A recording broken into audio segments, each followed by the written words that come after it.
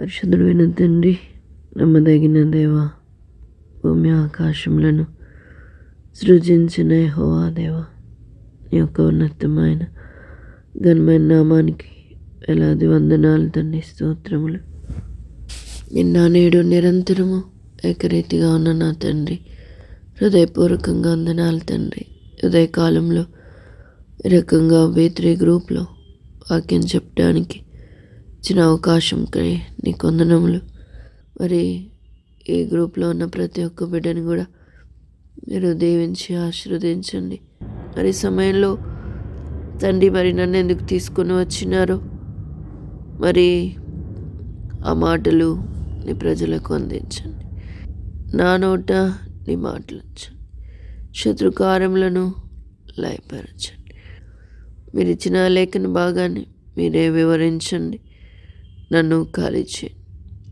మీ మాట తప్ప ఒకటైనా నా సొంత మాట పలకనీయత.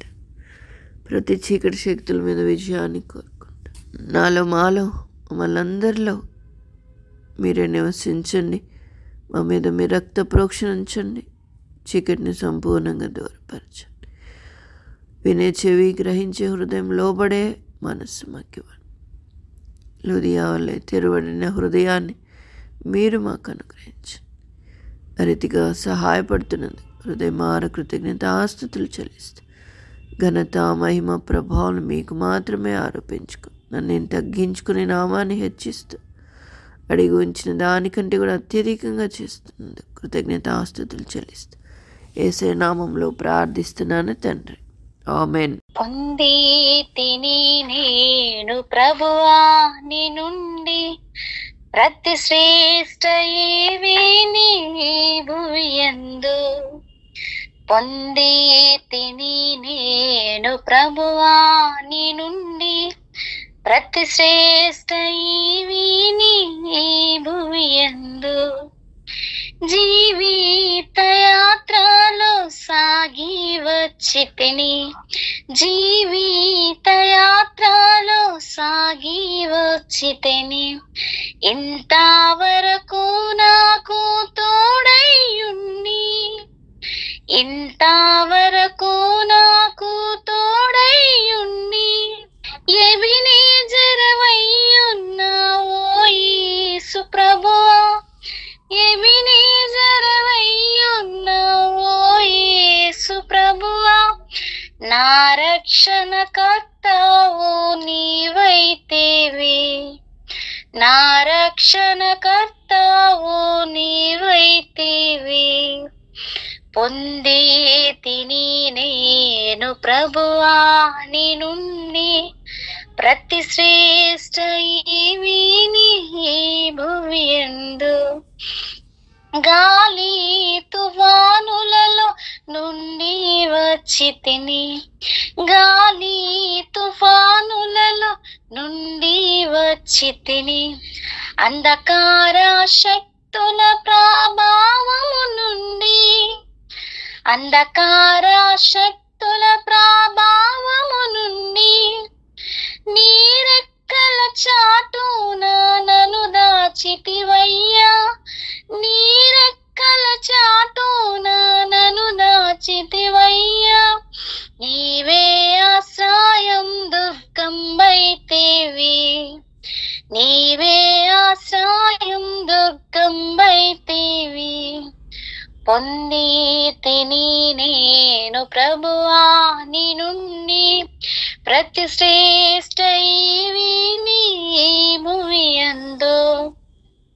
పొంది తిని నేను ప్రభువా నీ నుండి ప్రతి శ్రేష్ఠ ఈవి నీ భువియందు.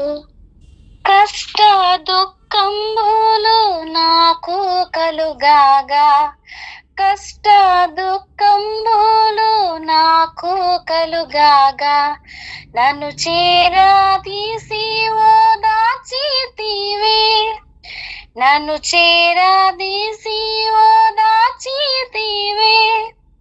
భయభీతి నిరాశలయందు నా ప్రభువా, భయభీతి నిరాశలయందు నా ప్రభువా, బహుగా ధైర్యంబు కొసగితివి, బహుగా ధైర్యంబు నాకు సగితివి.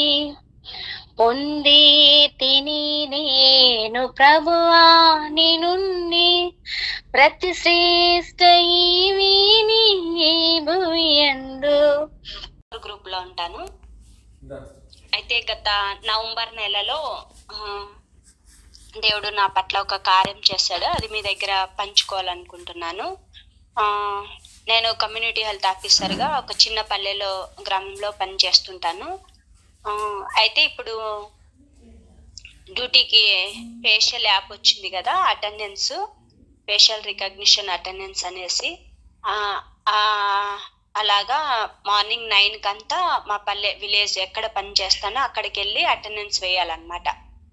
అలా వేస్తున్నప్పుడు ఆ నెలలో దాదాపు నేను ఒక 11 రోజులు దాకా లేట్ వేసాను అనమాట. నాకే అర్థమైపోయింది. తర్వాత అంతకుముందు అయితే ఇలాగ శాలరీ పెట్టేటప్పుడు అటెండెన్స్ అడగలేదు. మామూలుగా మంత్ ఎండింగ్ శాలరీ పెడతారు కదా, అప్పుడు అటెండెన్స్ అడగలేదు. అయితే ఆ నెల నుంచి అటెండెన్స్ అడుగుతూ వచ్చారు. అప్పుడు నేను అంటే 11 రోజులు లేట్ వేసాను కదా, ఎలాగా అని చెప్పేసి వాళ్ళు ఏమని చెప్పారంటే 3 days లేట్ వేస్తే 1 day శాలరీ కట్ అవుతుంది అన్నట్టుగా. అలాగే చెప్పినప్పుడు నేను ప్రార్థన చేసుకుంటూ వచ్చాను. ప్రభువా, నేను మరి దాదాపు 9 నుంచి 11 రోజులు అలాగా లేట్ వేసాను. మా సుప్రియర్ మేడంకి కూడా నేను ఇన్ఫార్మ్ చేయలేదు. 1-2 రోజులు చేశాను, కానీ ప్రతిరోజు నాకు లేట్ అయిపోవడం వల్ల చేయలేకపోయాను. లేట్గానే ఉండిలే అని చెప్పేసి నేను వేయడం జరిగింది. దాదాపు 45 నిమిషాలు, గంట అలాగా లేట్ అయిపోయింది అనమాట ప్రతిరోజు. అయితే నేను ప్రార్థన చేసుకున్నప్పుడు అంటే జర్నీ వల్ల నేను దాదాపు 1:15 నిమిషాలు, 1:30 అలాగ పడుతుంది నేను అక్కడికి వెళ్ళాలంటే.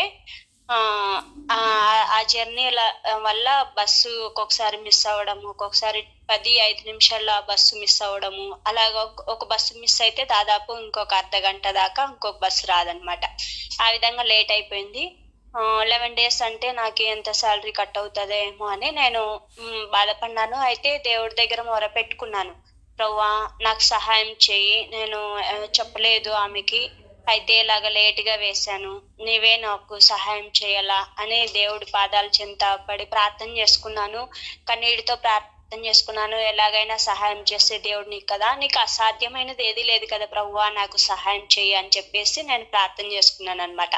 అయితే మా అటెండెన్స్ ఇప్పుడు ఒక నెల 21వ తేదీ నుంచి నెక్స్ట్ మంత్ 20వ తేదీ వరకు అలాగా 30 days అటెండెన్స్ తీసుకుంటారనమాట శాలరీ పెట్టడానికి. అలాగా డిసెంబర్ 20వ తేదీ తీసారనమాట అటెండెన్స్. తీస్తే అది ఎంఓ లాగిన్ లో ఉంటుంది, మెడికల్ ఆఫీసర్ లాగిన్ లో. ఆ లాగిన్ ఓపెన్ చేసినప్పుడు ఆమె నా ఐడి ఓపెన్ చేసి అంతా 98% అటెండెన్స్ ఉంది, 2 days లేట్ ఎంట్రీ కనిపిస్తుంది. అలాగా నాది 2 days లేట్ ఎంట్రీ అని చెప్పేసి ఆ సిస్టంలో నుంచి జిరాక్స్ తీసి నా అటెండెన్స్ కి ఆ కాపీ యాడ్ చేసినప్పుడు నాకు చాలా సంతోషం అనిపించింది. దేవుడు అసలు నేను దాదాపు నాకు తెలుసు కదా నేను వేసింది 11 రోజుల దాకా లేట్ వెళ్ళాను అని చెప్పేసి నేను ప్రార్థన చేసుకున్నప్పుడు అది ఏం చేశాడో మరి దేవుడు అద్భుతము. అసలు ఆమె ఎలాగ తీసిందో అసలు అది లాగిన్ లో ఉంటది, అది ఫిక్స్డ్ అయిపోతుంది అట్లా. కానీ దేవుడు అంటే మనకి కంటికి అగోచరమైనవి, మన హృదయానికి అగోచరమైన కార్యాలు సహితం దేవునికి సాధ్యం అన్నమాట. అసాధ్యమైనవి ఏవి ఉండవన్నమాట. నేను అట్లా ప్రార్థన చేసినప్పుడు ఆ ఎంఓ లాగిన్ నుంచి అటెండెన్స్ తీసినప్పుడు 2 days మాత్రమే లేట్ ఎంట్రీ ఉంది అని చెప్పేసి శాలరీ కూడా కట్ కాకోకుండా నాకు ఫుల్ శాలరీ పడేలాగా దేవుడు సహాయం చేశాడు అనమాట. చాలా హ్యాపీ అనిపించింది. ఆ 2 days చూస్తేనే వెంటనే నేను వెళ్ళి అక్కడి నుంచి సైడ్ అయిపోయి ఒక రూమ్ లోకి వెళ్ళిపోయి, ప్రభువా అని చెప్పేసి నువ్వు నా ప్రార్థన కూడా వినేదానిలాగా ఉన్నావా అని చెప్పేసి ప్రార్థన చేసుకుని దేవునికి స్తుతి చెల్లించాను అనమాట. అలాగా నా విశ్వాసంలో కూడా బలపరుస్తూ వచ్చాడనమాట. ఆ విధంగా శాలరీ విషయంలో కూడా నాకు సహాయం చేస్తూ వచ్చాడు. నిజంగా అది అంటే విశ్వాసం ఉంచినప్పుడు దేవుని మీద అది మనుషులకు అసాధ్యము, అది మన కంటికి కనబడదన్నమాట దేవుడు చేసే కార్యంలో. అంత గొప్ప కార్యము నా పట్ల చేసినందుకు దేవునికి హృదయపూర్వక కృతజ్ఞతాస్తుతులు చెల్లించుకుంటున్నానన్నమాట. ఈ చిన్న సాక్ష్యాన్ని దేవుడు దీవించును గాక. అలాగే ఒక చిన్న విషయము మీ దగ్గర పంచుకోవాలని ఆశపడుతున్నాను.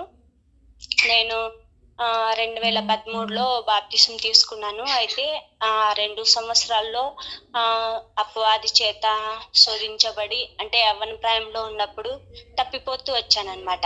అంటే నాకు ఈ యూత్ మీటింగ్ లో అనంతపూర్లో జరిగిన యూత్ మీటింగ్ లో ఒక థీమ్, ద్రాక్షావల్లిని నేను తీగలు మీరు అని ఒక థీమ్ ద్వారా మాట్లాడుతూ వచ్చాడు దేవుడు.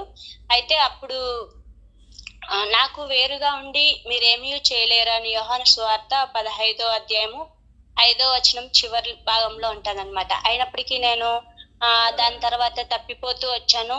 దాదాపు 2015లో తప్పిపోయింటే 2018 వరకు అలాగా నా జీవితంలో సమాధానం లేదు, నెమ్మది లేదు.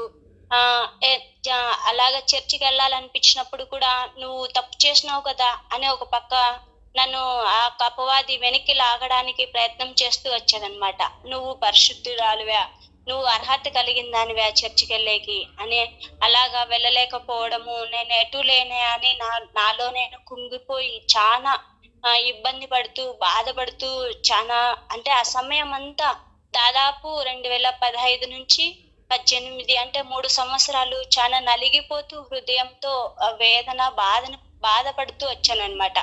ఆ సమయంలో ఒకరోజు అస్సలు 24 hours ఏమి తినకుండా నువ్వు నాకు సహాయం చేయి, నువ్వు సహాయం చేస్తే తప్ప నేనేం చేయలేను, నాకు ఇలా అనిపిస్తుంది అని చెప్పేసి దేవుని దగ్గర కన్నీటితో మొరపెట్టినప్పుడు, మీరు ఇప్పుడు చెప్పారు కదా కంఠత వాక్యము, నీతి అను నా దక్షిణాస్తంతో నిన్ను ఆదుకొందును అని యెషయా గ్రంథం 41 ఆ వాక్యం ద్వారా నాతో మాట్లాడి దేవుడు తిరిగి నన్ను దేవునిలోకి సమకూరుస్తూ వచ్చాడు. అప్పటి నుంచి ఇప్పటి వరకు మనం పాట పాడుకున్నాం కదా, అనుదినము నా భారము భరించుకున్నప్పటికీ అనిశము తన మేళ్లతో నన్ను నింపుతూ వస్తున్నాడు అనమాట.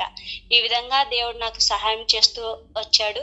కాబట్టి యవ్వన ప్రాయంలో తిరిగి పడిపోయినప్పుడు చాలా బాధ వేదన ఉంటదన్నమాట. అలాగా పూర్తిగా అక్కడ వెళ్ళిపోకుండా, అంటే అపవాది చెరలోకి వెళ్ళిపోకుండా ఎలాగైనా సరే శోధనను సహించి మరి జయించుకొని దేవుడు సహాయం చేస్తే తప్ప అది కాదు.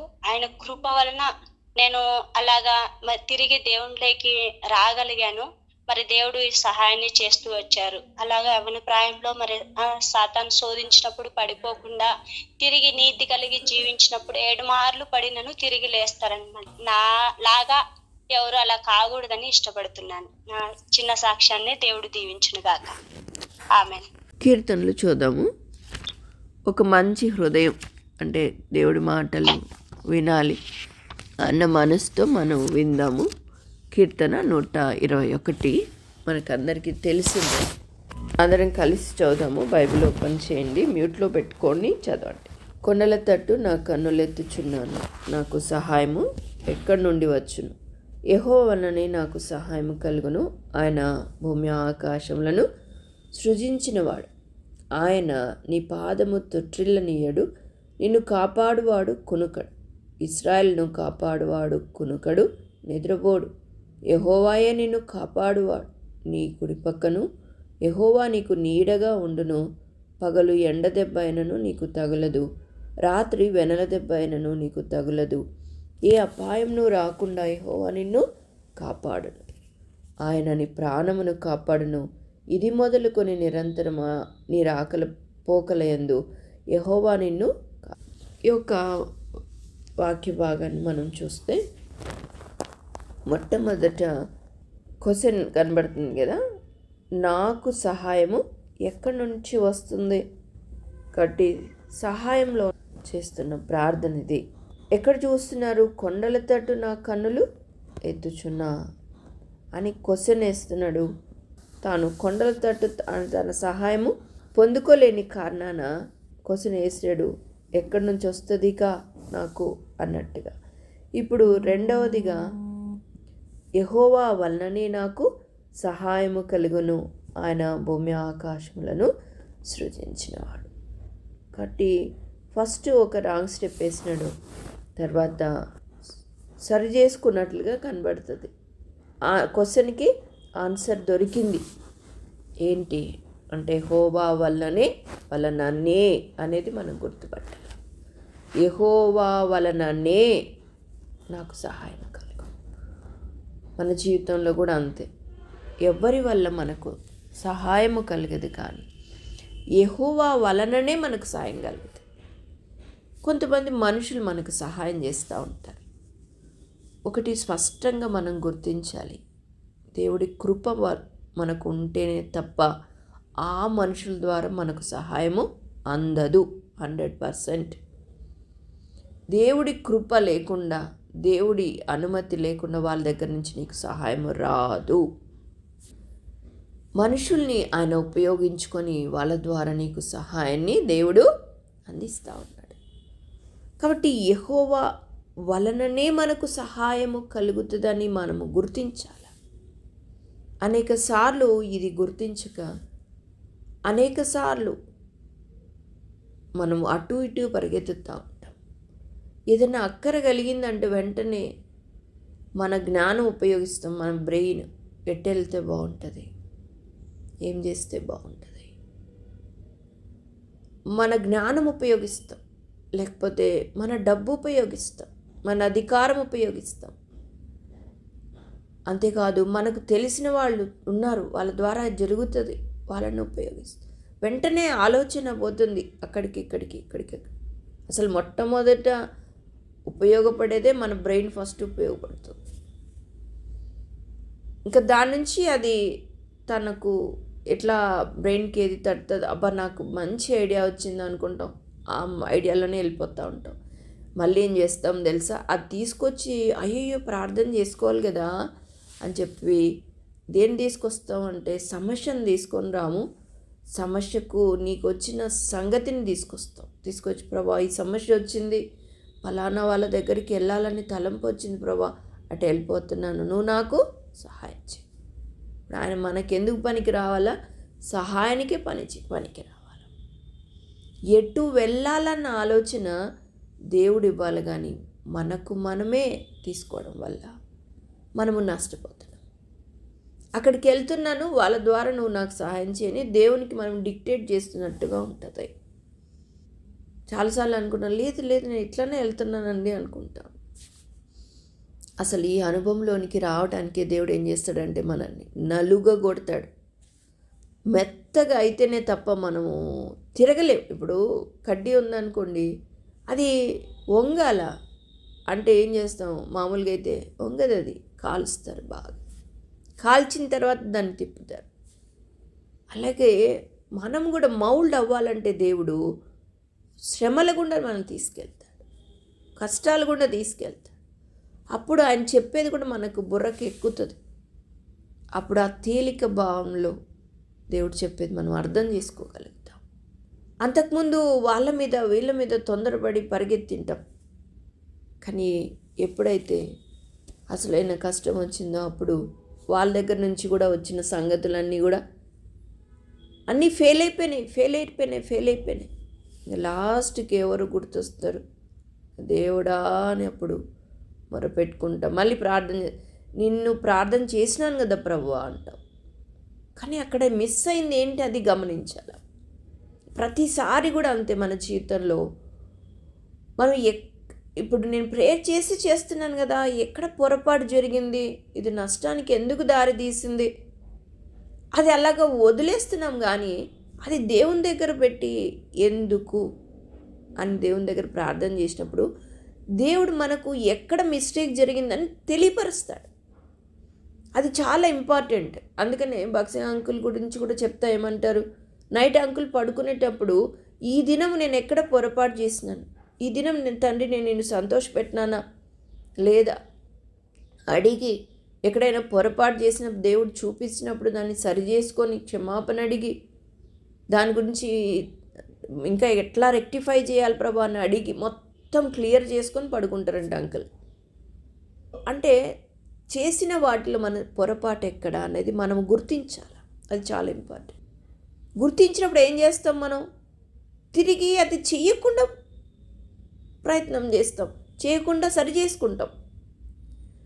అనేకసార్లు మన నష్టాలకు కారణం ఏంటంటే, ఒకసారి పొరపాటు జరిగినప్పుడు ఇది ఎందుకు జరిగింది అని దేవుని దగ్గర అడిగి కనుక్కొని క్లియర్ చేసుకుంటే ఇంకోసారి ఆ తప్పు మనం చెయ్యం. అలా చేయని కారణాన్ని ఏం చేస్తున్నామంటే, చేసిన తప్పును రిపీట్ చేస్తూనే ఉన్నాం, కష్టాలు వస్తూనే ఉన్నాయి. దాని మీద విజయం పొందలేకపోతాం. కాబట్టి పట్టుదలగా మనం పట్టుకోవాలా. ఏది ప్రభు చిత్తము అనుమతి లేని మన జీవితంలో సంభవించదు. బట్ ఎక్కడ పొరపాటు జరిగింది, ప్రభు నా సొంత ఆలోచన ప్రకారం అయినాను, నిన్నే అడిగినట్టున్నానే అంటే అప్పుడు దేవుడు కూర్చొని నువ్వు ప్రార్థన చేసినప్పుడు చెప్తాడు ఎక్కడ మిస్టేక్ జరిగింది. నేను కూడా ఇలాగ చాలాసార్లు అనుకున్న విషయాలు ఉన్నాయి. దేవుని చిత్త ప్రకారం వెళ్ళినాను కదా, ఇది ఎందుకు ఇట్లా జరిగింది. కానీ దేవుని దగ్గర పరీక్షించుకున్నప్పుడు ఎక్కడ మిస్టేక్ జరిగిందనేది దేవుడు చెప్తాడు. దేవుని చిత్త ప్రకారం మనం అనుకుంటుంటాం, మన సొంత ఆలోచన ఏం చేసిందంటే దేవుని చిత్తం అన్నట్టుగా నీకు చూపించింది. మనకు తెలుసు కదా, యేసుప్రభు కూడా 40 దినాలు ఉపవాసం ఉండి అరణ్యానికి కొనిపోబడినప్పుడు సాతాను శోధిస్తే వాడు దేంతో శోధిస్తున్నాడు, దేవుడి వాక్యంతోనే శోధిస్తున్నాడు. 3 సార్లు కూడా అదే కదా, పుట్టిగా మాట్లాడట్లేదు వాడు. అసలు వాడికి ఎంత వాక్యం తెలుసు.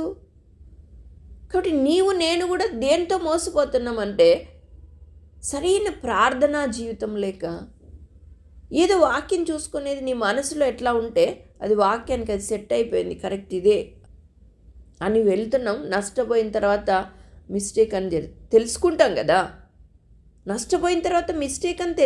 కదా, అప్పుడైనా కనీసం ఎక్కడ పొరపాటు జరిగింది, దేవుడి చిత్తం అనుకున్నానే అనేది గుర్తుపెట్టుకున్నప్పుడు, అన్నీ దాని కొరకు సరి చేసుకోవాలని అనుకున్నప్పుడు మనము దేవుడు తెలియపరుస్తాడు, సరి చేసుకోగలుగుతాం.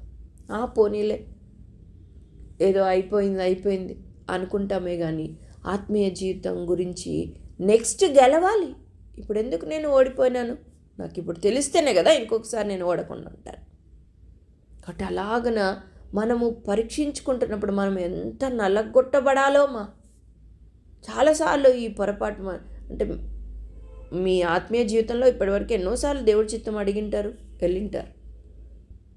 కానీ ఎక్కడ మిస్టేక్ జరుగుతూ ఉంది, ఎందుకు నష్టం వస్తూ ఉంది, అది మనం గుర్తించాలి. ఇంకా మనము నల్లగొట్టబడవలసి ఉంది, ఇంకా దీనులం అవ్వవలసి ఉంది, ఇంకా ప్రభువుని మనం గుర్తించాల్సిన అవసరం ఉంది. యెహోవా వలననే ఆ పదంలో చాలా మీనింగ్ ఉంది. చూడండి, కీర్తన 27వ వచనం, కొందరు రథములను బట్టి కొందరు గుర్రములను బట్టి అతిశయపడుదురు, మనమైతే మన దేవుడైన యెహోవా నామమును బట్టి అతిశయపడును. అనేక సార్లు మన అతిశయం ఇదై ఉంటుంది. రథములు గుర్రములు అంటే ఏంటంటే ఇవి మనక హోదాను, మనక ధనమును, లేకపోతే మనక కలిగి ఉన్న వాటిని చూపిస్తుంది. అవి ఉన్నాయి కదా, పర్వాలేదు అంటే వాటిని బట్టి అతిశయము, వాటి మీద ఆధారపడడం కూడా అది చూపిస్తారు. చూడండి, ఆధారపడడం అనేది కీర్తన గ్రంథం 147:10. గుర్రములను బలమునందు ఆయన ఆనందించడు, నరుల కాలువ సత్తువయందు ఆయన ఆనందించడు, తన యందు భయభక్తులు గల వారి యందు తన కృప కొరకు కనిపెట్టు వారి యందు యెహోవా ఆనందించువాడై ఉన్నాడు. కాబట్టి దేవుడి ఆనందం ఎక్కడుంది అంటే నీ బలం కాదు, నీ కాలి సత్తువ కాదు, నీ గుర్రముల బలము కాదు. ప్రభా నేను ఇంతసేపు మేల్కోగలుగుతా, లేకపోతే ఇంతసేపు నేను ఉపవాసం ఉండగలుగుతా, నీ కెపాసిటీ కాదు అక్కడ. నువ్వు ఎంత దేవుని యందు భయభక్తులు కలిగి ఉన్నావు, నువ్వు ఎంత ఆయన కృప కోసం కనిపెట్టుకుని ఉన్నావో. చాలాసార్లు అందరిలాగా కాదు, నేను చాలా హుషారు, లేకపోతే నేను చాలా బలవంతురాలని అట్లాగా మనం అనుకుంటుంటాం. కాదు కాదు కాదు, ఎంత ఉన్నా ప్రభు కృపను బట్టి నేను ఇలాగా అన్న మనసుకు మనము దిగి వచ్చే వరకు కూడా దేవుడు ఏం చేస్తాడు, మనల్ని నల్లగొట్టేస్తాడు. కాబట్టి ఏమై ఉన్నామో అది ఆయన ఉచితమైన కృప అన్న సంగతి మనం ఎరగాలి. కాబట్టి వీటన్నిటిని బట్టి మనము ఇంకా ఇర్మియా గ్రంథంలో కూడా ఉన్నాయి, నరులను మనం ఆశ్రయించడం, నరుల వైపు చూడడం కానీ 118వ కీర్తనలో. కాబట్టి వారిని మనం ఆశ్రయించకూడదు, వారి వైపు మనం దృష్టి ఉంచకూడదు, కానీ యెహోవా వాళ్ళని అని గుర్తుపెట్టుకుని ఎప్పుడైతే ఇదొక్కటి మనం నేర్చుకుంటామో నిబ్బరంగా ఉంటుందమ్మా. అందుకని అంటాడా అంటే ఎవని మనస్సు ఆయన మీద ఆనుకుంటుందో వాడికి పూర్ణ శాంతి కలుగుతుంది. మనకు అట్లా పూర్ణ శాంతి లేదు. కారణం ఏంటంటే మన హృదయం ఆయన మీద ఆనుకోవట్లే, తొందరలు ఉంటున్నాయి, కంప్లీట్గా ఈయన చేస్తాడు అని అనుకుంటా ఉంటాం. ఇంకా అయితే ఒక్కటి మనం గమనించాలా, ఈ కీర్తనలో 121లో ఒకసారి తర్వాత సంగతులు మనం గమనిస్తే భూమి ఆకాశములను సృజించిన ఆ యెహోవాను మనం కలిగి ఉన్నాం కదా, ఆయన ఎలాగున మనల్ని చూసుకుంటాడు. మూడవ వచనం, ఆయన నీ పాదమును తొట్టిల్లనీయడు. అంటే మనలో ఏ భయం ఉంది తెలుసా? నేనెక్కడ ఆత్మీయంగా పడిపోతానో, నీ పాదము తొట్టిల్లుతుందేమో అని భయపడుతున్నావా? భూమి ఆకాశమును సృజించిన యెహోవా ఉన్నాడు. వీటన్నిటినీ సృష్టించిన వాడు నీకు చూడ్డానికే నీ కళ్ళు సరిపోవట్లే, భూమిని కానీ ఆకాశాన్ని కానీ. ఇలాంటి వాటిని సృష్టించిన వాడు నీకు సహాయం చేస్తున్నాడు, సహాయం చేస్తూ ఉన్నాడు కూడా, చేస్తాడుగా. ఆయన నీ పాదాలు తొట్టిల్లనీయడు. చాలాసార్లు మనకు వచ్చే భయాలకి, తొందరలకి ఎక్కడ చూస్తాం అంటే కొండలతో చూస్తాం. కొండలంటే ఉన్నతమైనవి, ఈ లోకంలో నువ్వు కలిగిన ఉన్నతమైనవో లేకపోతే ఇంకేదైనా కానీ వాటి వైపు చూస్తాం. నీ దేవుడు నువ్వు అడగక మునిపే నీ సహాయాన్ని నువ్వు ఎన్నెన్ని అడగగలవమ్మా ప్రార్థనలో? నీకు కలిగిన ప్రతి ఒక్కటి అడగగలవా? అడగలేము కదా. అందుకనే ఆయన నువ్వు కలిగిన అంటే నీకు ఎంత అవసరమో దాంట్లో కనీసం 1% కూడా మనం అడగం. అంటే అంత టైం ఉండదు, అంత జ్ఞానం కూడా ఉండదు మనకు. కానీ నిన్ను తన రెక్కల చాట్లో భద్రపరిచి నీకు కావాల్సిన సమస్తాన్ని ఆయన సమకూరుస్తున్నాడు. అయ్యో ఇది కావాలి, నాకు అక్కరుందే, అయ్యో ఎట్లా వచ్చింది, నా మనసులో అనుకున్నానే. నా దేవునికి ఎంత బాగా తెలుసు. నా మనసు ఎరిగిన దేవుడు, నా ఆశను ఎరిగిన దేవుడు నాకు అనుగ్రహించినాడు అనుకుంటావు. అంటే నువ్వు అడగడం కూడా మర్చిపోయింది. అర్థమైందా? మన దేవుడు అంతటి అలాంటి దేవుణ్ణి మనం కలిగి ఉన్నాం. కాబట్టి నువ్వు అధైర్యపడనక్కర్లేదు, అటు ఇటు చూడనక్కర్లేదు, తొందరపడనక్కర్లేదు. ఇంకా ఏమంటాడంటే ఆయన నీ పాదము తొట్టిల్లనీయడు, నిన్ను కాపాడువాడు కునుకడు. ఇశ్రాయేలును కాపాడువాడు కునుకడు, నిద్ర. ఇంకా ఇప్పుడు అంటే ఒక ఎగ్జాంపుల్ చెప్పే తీరాల్సింది వస్తుంది. అదే నేను భువనేశ్వరంలో ఇప్పుడు నేనున్న ప్రాంతంలో అదే పాములు ఉన్నాయని చెప్పాను కదా, వెనకాల నేను సాక్ష్యాలు చెప్పుకున్నప్పుడు చెప్పాను. అయితే అవన్నీ పోవాలని అందరు ప్రార్థన చేసినారు దేవుని కృపను బట్టి. తర్వాత మెడిసిన్స్ వేయడం, అవన్నీ క్లీన్ చేయడం, తర్వాత అవన్నీ హోల్స్ క్లోజ్ చేయడం, అదంతా జరుగుతూ వచ్చింది. అన్నీ క్లీన్ అయిపోయినాయి. అయితే మొన్నటి దినాన్ని బ్రదర్ రైడ్కి వెళ్ళినప్పుడు నాకు కూడా భయం ఉండేది. అసలు నాకంటే అవంటే చాలా భయం. దేవుడు ఫస్ట్ ఆ బలహీనత నీలోంచి వెళ్ళిపోవాలా, నేను ఇక్కడి నుంచి వెళ్ళిపోదాం వేరే ఇంటికి వెళ్దాం అనుకున్నాను. కానీ దేవుడు లేదు, నీలో ఆ బలహీనత ఉంది, దాని మీద విజయం పొందాలి. ఇక్కడే నేను చెప్పిన స్థానం అంటే ఇక్కడే ఉండి వాటిని పోగొట్టడానికి ప్రయత్నం చేసినాం. దేవుడు ఆ చెప్పిన మాటను బట్టి కూడా నాకు బలహీనత అనేది పోయింది. సరే ఇంకా ఇవన్నీ వెళ్ళిపోయినాయి కదా అట్లా అని అనుకున్నాం. మళ్ళీ మొన్నటి దినాన్ని పడుకొని నిద్రపోతున్నప్పుడు సడన్గా తెల్లవారుజామున కళ అనమాట. అట్లాగా స్నేక్ కాలు దగ్గర చిన్నది అట్లా వచ్చినట్టు సడన్గా షాక్ వచ్చి లేసాను. ఎవరు లేరు కదా ఇంట్లో. తర్వాత ఫెనైల్ తీసుకొని, బ్లాక్ ఫెనైల్ అంటారా, దాని డ్రైనేజ్లో వేసేసి నేను మళ్ళీ ఇంకా ప్రార్థన చేసుకున్నా, మళ్ళీ వచ్చి పడుకున్నా. అంటే ఇంతకుముందు రాత్రి నిద్రపోయేది కానీ అట్లాగానే ఉన్నా, వస్తే కూడా చిన్న ప్రార్థన చేసుకున్నాను, తర్వాత పడుకునేసాను. ఆ ప్రార్థన చేయంగానే అంటే దేవుడు అంటే అట్లా మెలకు ఇచ్చినాడు అని అంటే సంథింగ్ ఈజ్ రాంగ్ అనేది మనకు దేవుడు సిగ్నల్ ఇస్తున్నట్లు, మెలకుగుండు అని అర్థం. అలా నేను చేశాను. తర్వాత అవి వెళ్ళిపోయి ఉండొచ్చు కూడా. తర్వాత నేను తర్వాత ప్రార్థన చేసుకున్న తర్వాత 2-3 దినాలు ఈ మధ్య కాలంలోనే పద్మ సిస్టర్ ఫోన్ చేసి ఇట్లా ప్రేయర్ చేస్తుంటే ఇట్లాగా వచ్చినట్లుగా అట్లా అనిపించిందండి అని చెప్తా ఉన్నారనమాట.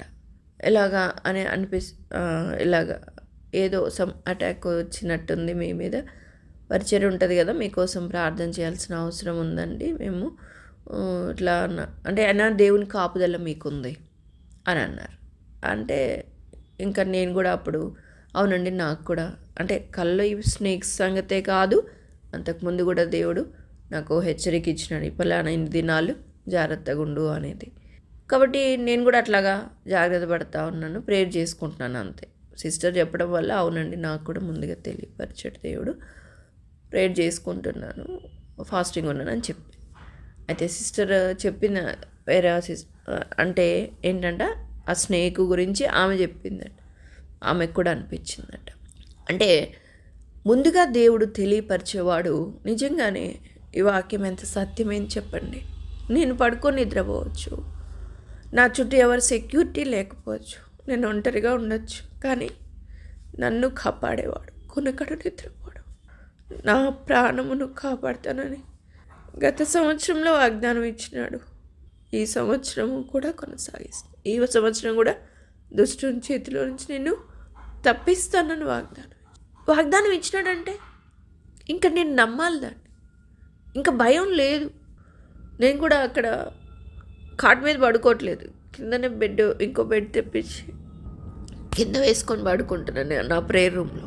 కాబట్టి కిందే అది కూడా, కాబట్టి భయపడాల్సిన పరిస్థితి ఉంది. ఆ భయం కూడా లేదు, దేవుడు తీసేస్తున్నాడు. ఎందుకు? నువ్వు నన్ను నమ్మకపోతే కదా నీకు ఇది. నిన్ను కాపాడేవాడిని నేను కొనకట్లేదు నిద్రపోను, నీ పాదం నేను తుట్టలేను. కాబట్టి మనము నమ్మితే నిశ్చింతగా ఉండగలం. నమ్మని కారణాన తొందరలు పెట్టుకుంటున్నాం. ఇంకా శారక అన్నారు అనుకుంటాం, సిస్టర్ మీరు అట్లా ఉండొద్దండి, ఎవరో ఒకరు ఉండాలి. బ్రదర్ ఒకవేళ అట్లా రైడ్కి వెళ్ళిపోతే పిల్లల్ని కానీ ఎవరినో పిలిపించుకోండి, మీ దగ్గర పెట్టుకోండి అని అన్నారు. అక్కకు అంటే తొందరపడుతున్నారని సరే లెక్క అని అన్నాను.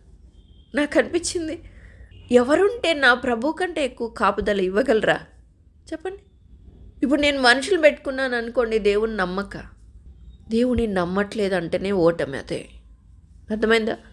దేవుని నమ్మట్లేదు అంటేనే అక్కడే సాతాను ఉంటాడు అని అర్థం, వాడి చేతికి నేను చిక్కాను అని అర్థం.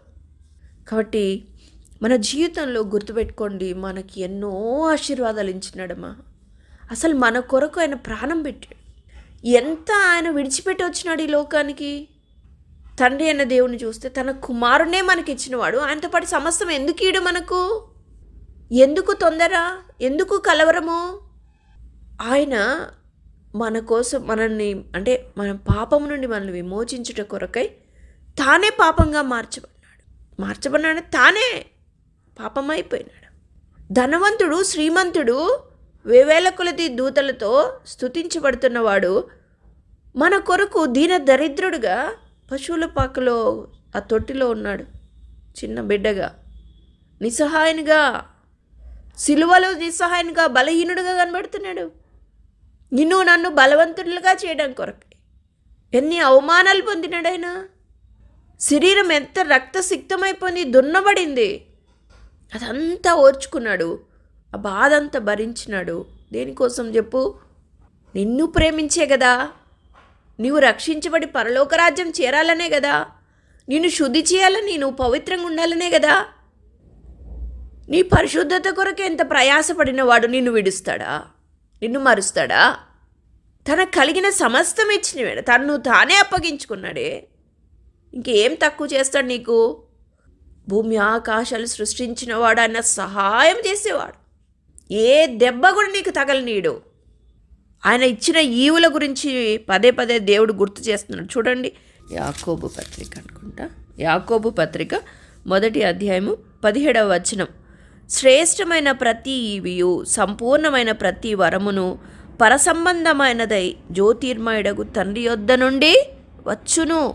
ఆయన యందు ఏ చంచలత్వమైనను గమనాగమనముల వలన కలుగు ఏ ఛాయ అయినను లేదు. చూసారా, మన దేవుడు ఎంత మంచోడు అంటారు. శ్రేష్టమైన ప్రతి ఈవి ఎక్కడి నుంచి వస్తుంది? మన జ్యోతిర్మయుడగు తండ్రి దగ్గర నుంచి వస్తుంది.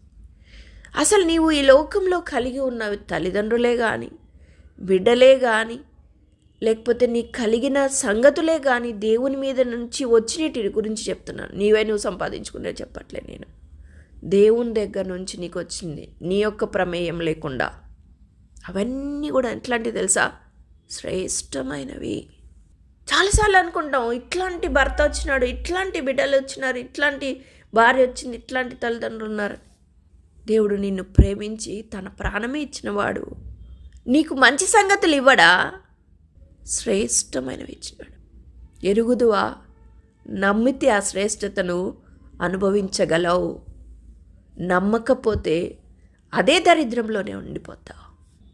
ఇదే దృష్టితో చూడు. నువ్వు దేన్నైతే శ్రేష్టత కాదు, పనికిమాలిది నాకు ఇచ్చినాడని దేవుడు గురించి అనుకుంటున్నావు, దాన్ని పక్కన పెట్టేసి నాకు శ్రేష్టమైనది ఇచ్చినాడు, ఇదిగో నా భర్త శ్రేష్టమైన వాడు.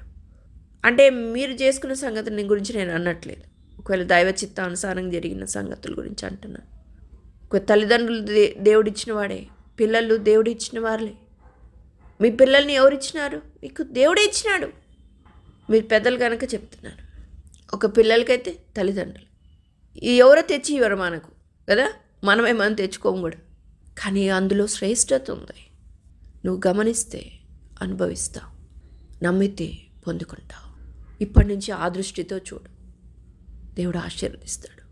నిజంగా ఆ దృష్టి మనలో నుంచి తీసేసిన వాడు సాతాను. అపనమ్మిక పుట్టిస్తాడు వాడు, విభేదము పుట్టిస్తాడు వాడు, అసమాధానం పుట్టిస్తాడు వాడు, అసంతృప్తి పుట్టిస్తాడు వాడు. తన ప్రాణమే నీకు ఇచ్చినవాడు, తను కొట్టించుకున్నాడు, అవమానపరచబడినాడు, తనకు కలిగిన సమస్తం ఇచ్చినవాడు. ఎందుకేడమ్మా మంచివి నీకు శ్రేష్టమైనవి ఇచ్చినాడు.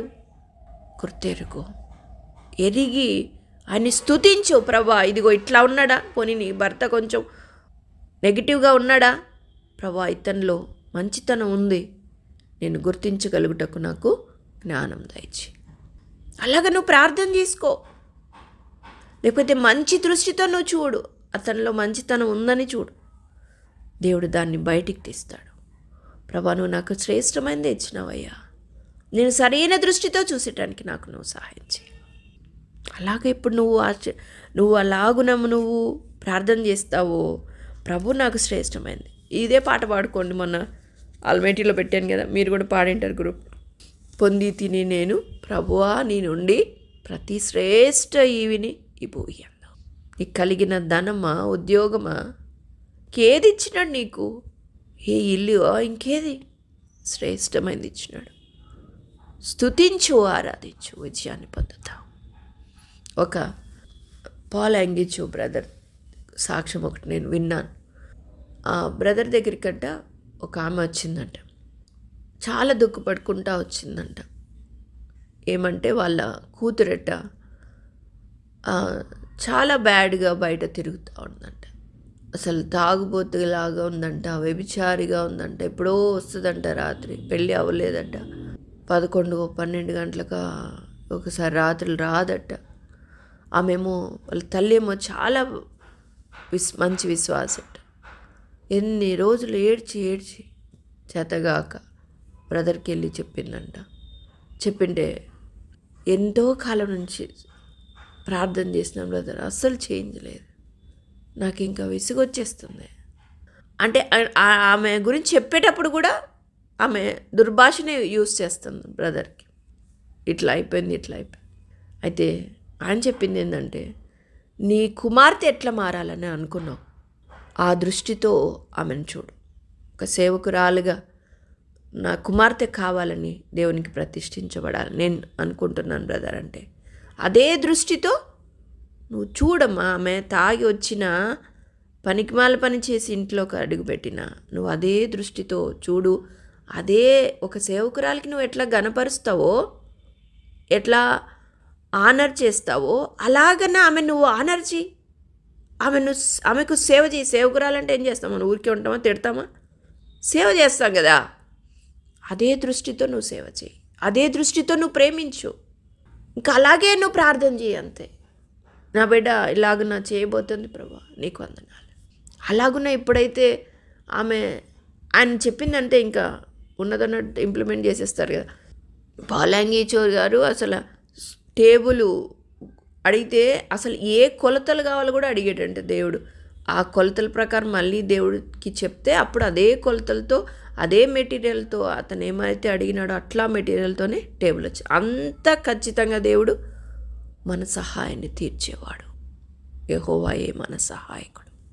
ఆ రీతిగా ఆ అంకుల్ చెప్పిన దాని ప్రకారంగా ఆమె కూడా అట్లా ప్రేర్ చేసిందంట.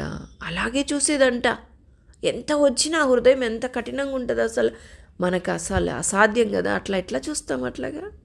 తర్వాత ఆమెను కూర్చోబెట్టుకొని, ఆమెమో ఏదో పెద్ద పాప లోకంలో ఉంటే ఆమెను కూర్చోబెట్టుకొని అమ్మ కలిసి ప్రార్థన చేద్దామంటే ఏదో ప్రార్థన నాకు ఏం అపాయం కలుగుకుండా కాపాడుతుందిలే అన్నట్టు కూర్చుంటారు కదా. కూర్చుంటే ప్రేమించి ప్రార్థించేదంట.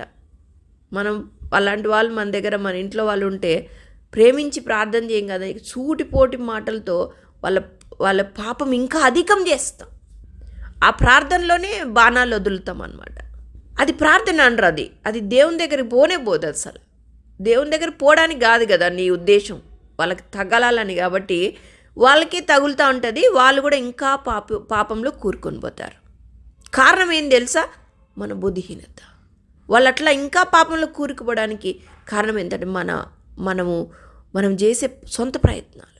అయితే నిజంగా నీ హృదయంలో వాళ్ళ గురించిన ప్రేమ కలిగి వాళ్ళతో కలిసి 2 మాటలు, వాళ్ళనేం ప్రార్థన చేయమని చెప్పొద్దు, నువ్వు మాత్రమే వాళ్ళ కొరకై ప్రేమతో ప్రార్థన చేయి. ఉదయం చేయి, రాత్రి చేయి. అలాగా ఆమె చేస్తూ వచ్చింది. చాలా కొద్ది కాలంలోనే వాళ్ళ కూతురులో గొప్ప మార్పు చూసింది. ఆ ప్రేమ ఏం చేసిందంటే ఆమెకు తను చేస్తున్న పరిస్థితి మీద తనకు అసహ్యం పుట్టేటట్లు చేసింది. తన తల్లి చూపిస్తున్న ప్రేమ తనలోని పాపం పారిపోయేటట్లు చేసింది. కాబట్టి మన జీవితంలో కూడా మనకిచ్చిన ఈవులు అలాంటివన్నీ గుర్తెరిగి ఎవరైతే అట్లా నెగిటివ్గా నీకు కనబడుతున్నారో వారి నిమిత్తం అలాగనూ ప్రార్థన చేయి. ఇక్కడ ఇంకో మాట యాకోబు గ్రంథంలోనే మనమే చూస్తాం కదా. యాకోబు పత్రిక 1వ అధ్యాయము 2వ వచనంలో, నా సహోదరులారా, మీ విశ్వాసమునకు కలుగు పరీక్ష ఓర్పును పుట్టించునని ఎరిగి మీరు నానా విధములైన శోధనలో పడినప్పుడు అది మహానందమని ఎంచుకొనండి. అసలు ఇది నాకు ఎంత నచ్చిందో ఈ మాట. అనేకసార్లు చదివేంలేండి, ఈసారి మహానందంగా ఎంచుకోవాలి. అంటే శోధనలో పడుతున్నావు, శ్రమలో పడుతున్నావు, మనం ఏడుస్తాం కదా. మహానందం అమ్మ తల్లి, నీకు ఎగ్జామ్ వచ్చింది, పాస్ అయితే మంచి ముందుకెళ్ళిపోతావు కదా. ఈ పరీక్ష నీకు ఏం చేస్తుందంటే ఓర్పుని తీసుకొని వస్తుంది. కాబట్టి నువ్వు ఏం సంతోషపడాలా, నీకు ఎగ్జామ్ పెట్టినారు, ఇది పాస్ అయిపోతే నాకు ఓర్పు వచ్చేస్తుంది అని. మామూలుగా ఓర్పు వచ్చేసింది అంటే ఊరికి అదే చదువుకుంటే వచ్చే లెసన్ కాదు. ఆ పరిస్థితులు గుండా వెళ్తేనే నీకు ఓర్పు అనేది ఇంక్రీజ్ అవుతుంది, ఓర్పు అనేది తెలుస్తుంది, వస్తుంది. కాబట్టి దేవుడు ఆ పరిస్థితులు కూడా తీసుకెళ్తున్నాడు. కాబట్టి నువ్వు నేర్చుకోవాల్సిన సంగతి ఏంది? పరిస్థితి పోవాలని ప్రార్థన చేస్తూ ఉంటాం. పోదది. ఎందుకు పోదు? నువ్వు నేర్చుకోవాల్సిన పాఠం నువ్వు నేర్చుకునే వరకు పోదు. కాబట్టి ఫస్ట్ నువ్వు చేయాల్సిన ప్రార్థన ఏంది? నేను నేర్చుకోవాల్సిన పాఠం నేర్చుకోవాలి, నాకు నేర్పు. ఇది నీ కోసం వచ్చింది తెలుసా. నీ ఇంట్లో వాళ్ళు అట్లా ఉంటున్నారంటే కారణం ఏంటంటే నువ్వు సరిచేయబడాల్సిన చోట నువ్వు సరిచేయబడితే వాళ్ళు సరి అవుతారు.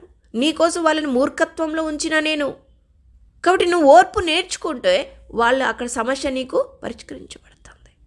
కాబట్టి మనకి ఇట్లాంటి పరిస్థితులు వచ్చినప్పుడు ఒకటే గురి, నేను నేర్చుకునేది ఉంది, ఆత్మీయ జీవితంలో ఓర్పు నేర్చుకునేది ఉంది.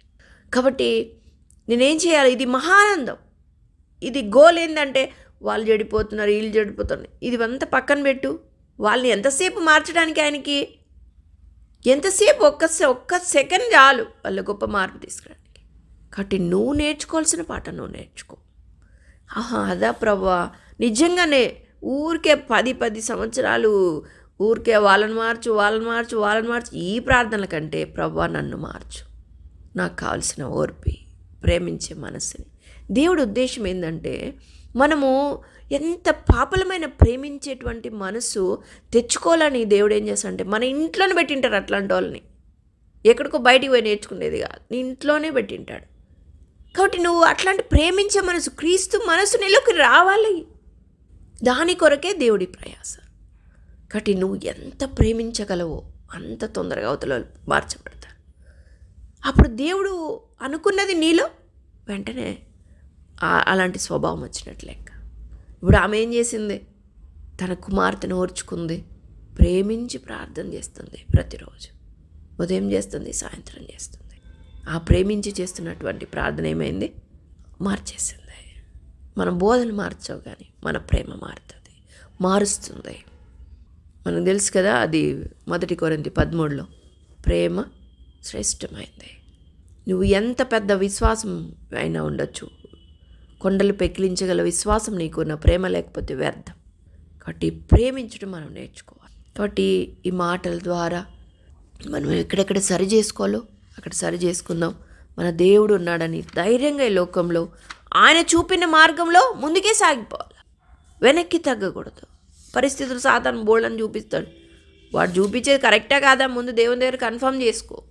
వాడు చూడపంగానే కథలాకుతలం అయిపోయి ఉంటాం మనం. ఇక ప్రార్థన కూడా రాదు. ఇక అంత నమ్మించేటట్టు చేస్తాడు వాడు. ఏది వచ్చినా నిబ్బరంగా ఉండు, ధైర్యము విడిచిపోవద్దు, ఆయన కొరకు కనిపెట్టుకో, ఆయన నీకు విజయం ఇస్తాడు. కాబట్టి ఈ మాటల ద్వారా మనము సరి చేసుకుందాం, ప్రార్థనలో కొనసాగుదాం. మన తప్పు ఎక్కడ ఉందో దేవుడు ఎక్కడ చూపించినాడో అక్కడ సరి చేసుకుందాం. దేవుడు అదే కోరుతా ఉన్నాడు. కాబట్టి మనకు సహాయం చేసేవాడు నమ్మదగినవాడు, మనకు కొరకే ప్రాణం పెట్టినవాడు, నిత్యము తాను అరచేతులు మనం చెక్కుకొని కాపాడుతూ ఉన్నవాడు. కాబట్టి అధైర్యపడద్దు, దేవుడి సహాయం నిత్యము నీకుంటుంది. కానీ విశ్వాసం ఉంచు, దాని ద్వారా నువ్వు కొండల్నే పెకిలించగలవు, ఏమైనా చేయగలవు. నమ్ముట నీ వలనైతే నమ్మువానికి సమస్తము సాధ్యమే. ఇంకా నీ భర్త ఇంకా మారట్లేదు ఇన్ని సంవత్సరాలైనా అంటే నీకు ఆయన ప్రేమించే పద్ధతి ఇంకా తెలియలే. ఇప్పుడు ఇంకా ఏ లెవెల్లో ప్రేమించాలో దేవుడు నీకు చెప్తున్నాడని నీకు అర్థం అవ్వటంలే. అంతరంగంలో నుంచి రావాలి ప్రేమ.